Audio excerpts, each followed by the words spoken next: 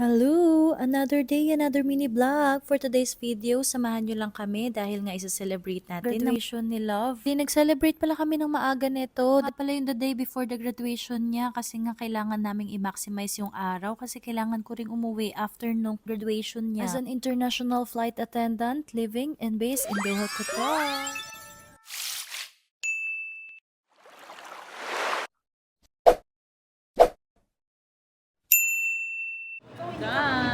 Done mag-Ace Waters pa, Ma'am. Thank you! Niyaya nga pala kami dito ni Ma'am at ni Je para mag-Ace Waters pa nung time na yan bago kami pumunta sa party ni Pipo. Graduation gift daw nila to para kay Pipo. Syempre, sinama na rin nila ako. Kaya sobrang na-appreciate din namin. Thank you so much, Ma'am and Je! Congratulations, grads! So, nandito na nga pala kami sa nirent namin na staycation. Dinala ko na rin pala yung gift ko sa kanyang itong malaking to. Kaya bubuksan niya to. Kasama namin pala yung mga kaibigan niya dito. Order lang kami ng mga food dito. Ayan, mga pizza, syempre Ambers, hindi mawawala. After naman namin kumain is naglaro naman kami nito. Itong laro namin is guess the word without moving your tongue. Toga! Akala ko si Dino na ang group. Pati ako, hindi ko naintindihan yung sinabi niya. Anong si? Three. Bread! Abrid! Bilab!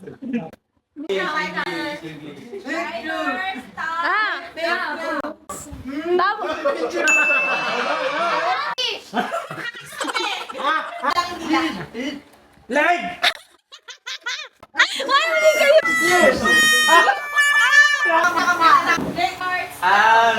Araw!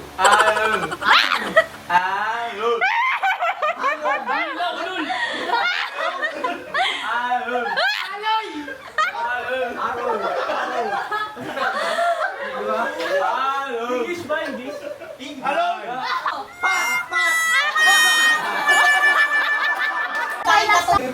Kuya, graduation?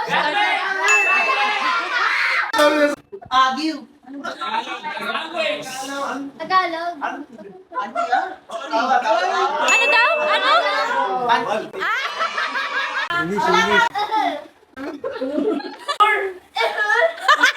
Gasol! Ano?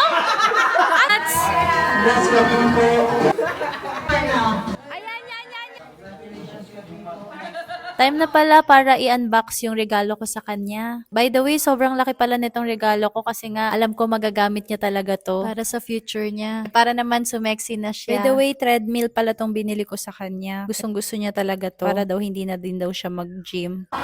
After nyan is picture-picture naman sa kami and ayun lang. Bye!